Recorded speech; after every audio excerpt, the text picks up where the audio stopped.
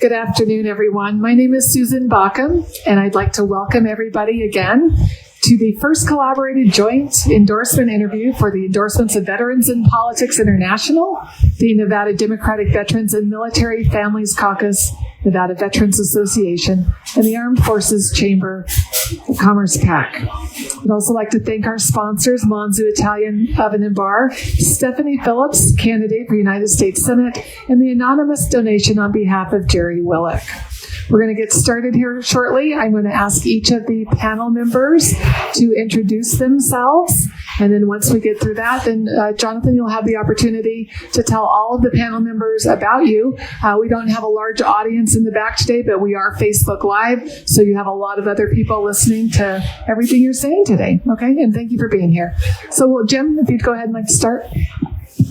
Jim Jonas, Director of Veteran in Politics. Sorry, it's been a long day. So, Jonathan, when you get the yellow, that means you got 15 seconds to wrap up. Red, please stop. Okay, thanks. Thank you for coming. Andre Haynes, Armed Forces Chamber. Patsy Brown, President of Armed Forces Chamber. Sorry, Kelly Charles, Executive Board of Nevada Democratic Veterans and Military Family Caucus. Rob Lauer, Veterans of Politics. Frank Friends, Veterans of Politics and owner of Friends of Family Firearms. Tara Kellogg with the Democratic Party. Hi, good afternoon. Barbara Leuschen with Veterans in Politics.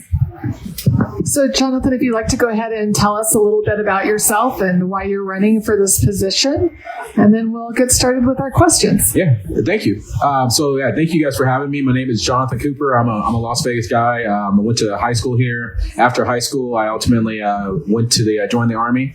I did my basic training in my AIT at Fort Leonard Wood, Missouri. I was a military police officer.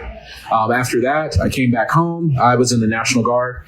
I was selected to do the early commissioning program. I went to Wentworth Military Academy. After some time there, I ultimately was commissioned as a second lieutenant in the aviation branch. And then ultimately I got out I was National Guard the entire time. I got out in 2010, I believe, 2011, I got out.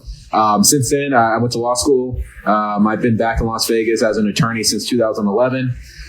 I was a prosecutor for 7 years. I was a defense attorney for 4 years. And then now I'm actually a hearing master down in family court. So I do the domestic violence protection orders. Why I'm running for this position is I think I'm serving my community very well as a domestic violence protection order hearing master. But I feel that I could do a lot more for my community as a justice of the peace in North Las Vegas.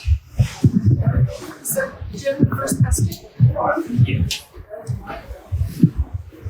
All right, Jonathan, this is kind of a long-winded question, but since it's only you. Years ago, I was interviewing a judicial candidate and happened to also be running for North Las Vegas. And he made this statement to me that judges are co-equal branches of government. And if he didn't feel that the legislature was doing their job, that he had the right as a judge to jump in and supersede the legislature. Do you agree or disagree with that position? I would have to disagree with that. I think it's important not to legislate from the bench, right? I think obviously our legislators, they have the job to do just like the executive branch has a job to do and the judicial branch has their job to do. 3 branches of government, I think it's extremely important to keep those branches separate and to ensure that that everything is ran fairly. I would never legislate from the bench. Andre Haynes, Armed Forces Chamber. Thank you for your service. As a young veteran, if elected, what perspective could you bring to the bench? Absolutely. Thank you. I think I can bring the perspective of understanding where some of our veterans come from, right? So I know one big issue that we're going through right now in North Las Vegas is veteran treatment course, ensuring that they're proper, ensuring that they're maintained, and ensuring that they're actually doing what they need to make sure our veterans are treated properly. I think having the aspect of coming from that background, everything's based on common experience, right? If you know what someone's been through, if you know what someone's going through, you're able to help them. I think that would definitely help me. And then a little bit further into that question, as a former prosecutor and a former defense attorney, I think I'm extremely well-rounded. I understand what the prosecutor is saying and why they're saying it. I understand what the defense attorney is saying, why he's saying it or she's saying it. And I'm able to understand all that and make it all come together and be a just and fair judge. Patsy Brown, Armed Forces Chamber. Thank you for your service. Can you provide examples of instances where you have worked to bridge the gaps between the legal system and veteran support services to ensure a more holistic approach to the justice system? Absolutely. So as a defense attorney, I worked a lot with veterans that were going through issues, right? Going through legal issues, going through other type of issues, substance abuse issues, mental health issues. So a large portion of what we did, a lot of people think defense attorneys, they just do their work in the courtroom, and that can be farther from the truth. 80% of the work we did was the backroom stuff, talking to social workers, talking to the different programs to try to get people into various different veterans treatment court, mental health court, drug court, going through help. I think it was U.S. vets, going through U.S. vets to get people housing, things like that. All that I'm familiar with. I understand how those processes work. And if elected or when elected, I want to bolster our treatment program for veterans. Specifically, I know one thing that came to mind when I talk about it is because my dad always told me, if you don't talk about a problem unless you have solutions. So one solution I think I have is mentors, right? So some of the veteran treatment courts, for example, in Henderson City, they have mentor program where mentors that went through the program previously, they can actually assist people going through the program. That's one thing that I think would assist, and that coming from my background from both sides. Another thing that I think I could help to bridge the gap is veterans programs shouldn't be one size fit all. Some veterans are going to need a lot more help than other veterans. So I think we should have more of a tiered process when we're going through the veterans treatment court, like a high tier, medium tier, low tier, to ensure that they're getting the help that they need.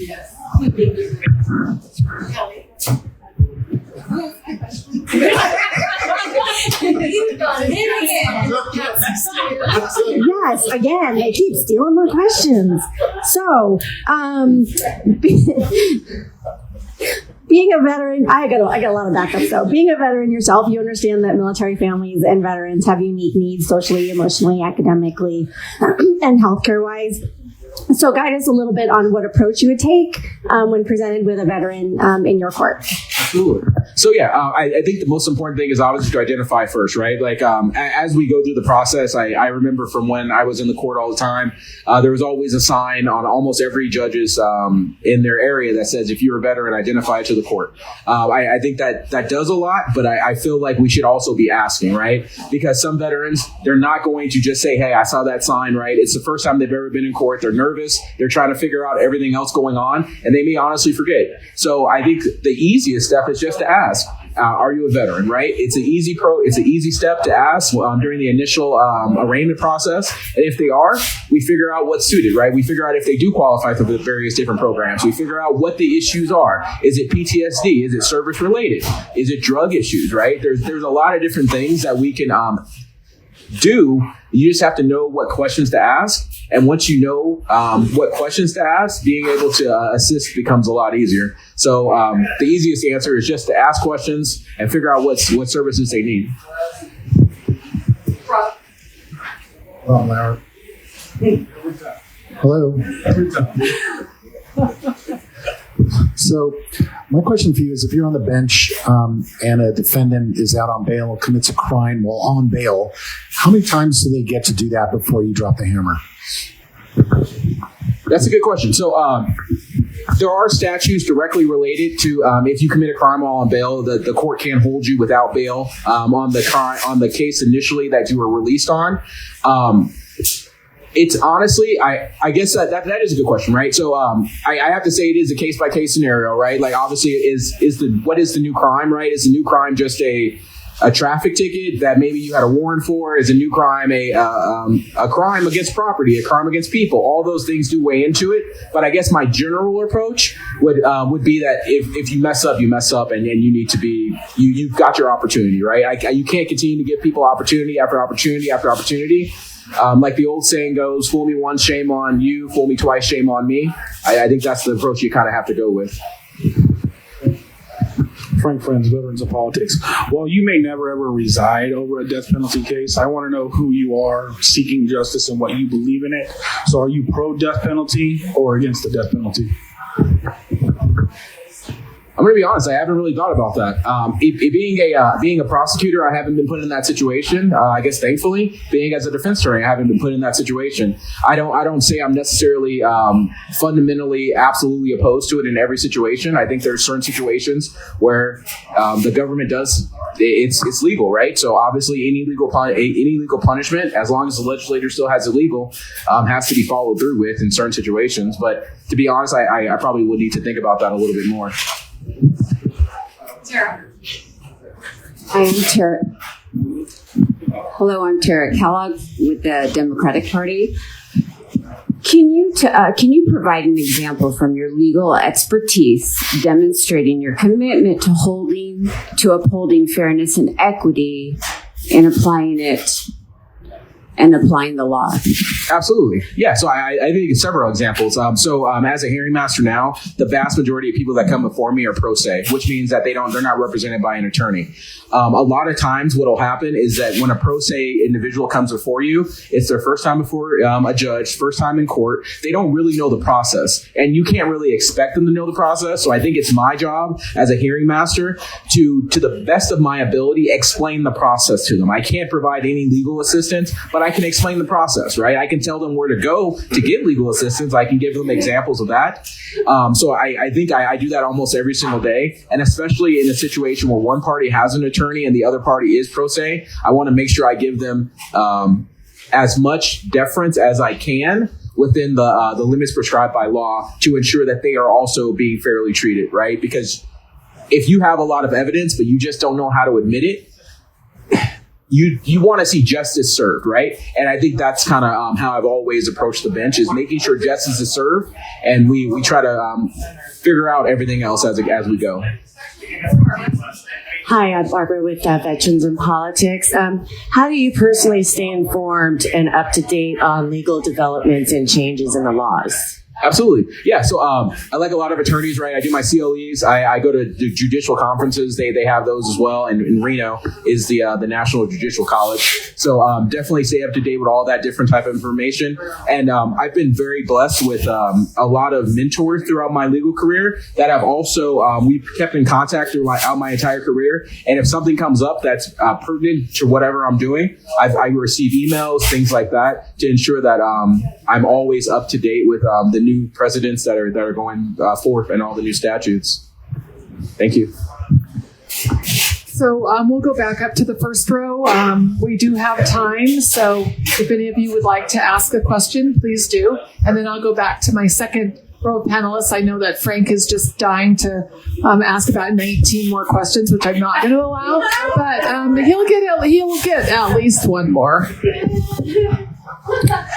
Jim Jonas, Director of Veterans of Politics. Jonathan, being a veteran, what can you do in the community if elected, or even if, unfortunately, you're not elected? It's not just voter turnout down ticket with everybody, but in particular, veterans. For whatever reason, Steve and I have been working on this for a number of years, and everybody else in this room, a lot of times when people get out of the military, they're just over politics. They don't want to get involved. Well, veterans fought for this country. They should have a right in how it's run. What would you do as an outreach, being a vet yourself, to get other veterans into the voting booth? Absolutely. So I'm doing that right now on the campaign trail, right? So every different event I go to, I always make sure I express the importance of voting, right? In my particular situation, it is more down ballot type information. But I think what we need to do is make sure we get the information out there regarding how important local elections are. I don't think a lot of people understand how much impact judges have on their day-to-day life, right? Traditionally, most people aren't going to really interact with, they're never going to interact with their U.S. Senator 99% of the time, right? They're probably 75% of the time, they're not going to interact with their city councilman, they're not going to interact with their state legislator. It's the judge that they see the first time they ever really interact with a politician. So I think being out in the community, making sure people understand that we're all just doing the best we can, and just introducing myself to people. And that's what I've been doing for the last, 8 weeks now. Thank you for your service, by the way. Thank you. Kelly? You don't have to, Kelly. I'm going to go pass. Okay, Rob, do you have any more questions? Okay, Frank. So there's a lot of talk around, everywhere about diversity, equity, and inclusion for, Speak up a little bit. It's really loud down there. There's a lot of talk around, about diversity, equity, and inclusion for when it comes to sentencing and, what the criminal's background is, or their skin tone is, or their religious thing. But nobody ever seems to worry about the justice served to the victims. Because when you do commit these crimes, it's usually against somebody of your own community just due to proximity. So if a defendant came in front of you, are you going to care more about their skin color and their background? Are you going to care about this is the 13th time they've committed a felony and assaulted somebody and actually dispense justice instead of worrying about equity and inclusion? Thank you. That was a good question. So I want to say my philosophy on everything I've done is justice and community. And that's what I'm running on. It's on all my business cards or all my election cards. Justice for the victim, right? So I was a prosecutor for 7 years. I understand the impact that crimes have on people. I've seen it firsthand every day for 7 years. At the same time, I also have seen that everyone doesn't necessarily need to go to jail. Now, if we're talking about the 13-time felon, I'm going to be honest with you. You're probably got to sit down for a while, right? You can't just continue to commit felonies in our community. We have to ensure our community is safe, right? But if we're talking about the young kid that made a mistake, that's really trying to get his life changed and turned around, obviously we have to take everything into consideration, right? We have to take their background into consideration. We take their criminal history into consideration. We take everything that happened into consideration. And I think that's the only way you can really make a fair and just ruling. But to answer your question, the 13-time felon, if they're coming before me, I mean, you had 13 chances. Tara, do you have any more questions? Tara Kellogg with the Democratic Party. Apologies. What do you think about the cameras in a courtroom, transparency in a courtroom? Yeah, absolutely. Transparency is absolutely needed, right? I think the best way to ensure that the community feels seen, to ensure that the community feels that they're being understood, and to ensure that everything is working properly is transparency. I absolutely have no problem whatsoever with cameras in the courtroom. My courtroom has always been open to everyone that wants to come in. 100%, no questions asked. I don't care who you are, why you're there, as long as you're not trying to interfere with the proceedings. Absolutely, you should be able to come in and see what's going on, because that's how you continue to bridge the gap between what people know and what people don't know. I encourage everyone to come to the court, and my courtroom's usually courtroom 19 down on 601 North Paco. So if you ever want to come in, you are absolutely free. Hi, Barbara with Veterans in Politics. What steps do you take to protect the privacy of those involved in a case? Yeah. So obviously we have to ensure that whatever information that is provided to the media, provided to the defendant is all as a defense attorney, we used to call it redacted, where you redact the personal information, right? Like redact the address, redact actually the social, everything like that, to ensure that they cannot be re-victimized, right? So I would just obviously continue to do that. Usually that falls on the attorneys in the court, but as the judge, right, you have to ensure that that's properly being taken care of. Anybody else? So, Jonathan, why don't you just do a quick wrap up of why you're the only one here, but why you're the best candidate for North Las Vegas Justice of the Peace Department 2. Absolutely. So definitely thank you. A lot of good questions today. I really hope that my philosophy on justice has come across for not only the people in this room, but everyone that's watching online. I think it's extremely important that people understand the impact judges have on their day-to-day life. And I really encourage everyone to vote in their local elections as much as possible. I think I am the best candidate based on my background, right? Like I've seen the prosecution side, I've seen the defense side, as I already said. I'm already on the bench right now, and I guess I am self-serving, but I think I'm doing a great job. I think based on my background, based on my experience, the fact that I'm from this community. I remember when Santa Fe Station was the end of the valley, right? Going out there on a school bus, it felt like 30 minutes, 45 minutes. It felt like you were going to a different place. But I love Las Vegas, and I would do everything I can to ensure that justice is always served and ensure that our community is kept safe. So thank you very much. Jonathan, thank you for being here. And then before we finish up, I'd just like to once again thank all of our panel members. You guys did an amazing job all day long. It's been a long day. Jonathan, thank you for being here for this interview process. It's very important for our community to know who our judicial candidates are. I'd also like to thank our sponsors, Monzu, Italian Oven and Bar, Stephanie Phillips, candidate for the United States Senate, and the anonymous donation on behalf of Jerry Willock. Again, thank you for your time. Thank you to our listeners, and have a great rest of your weekend. Thank you.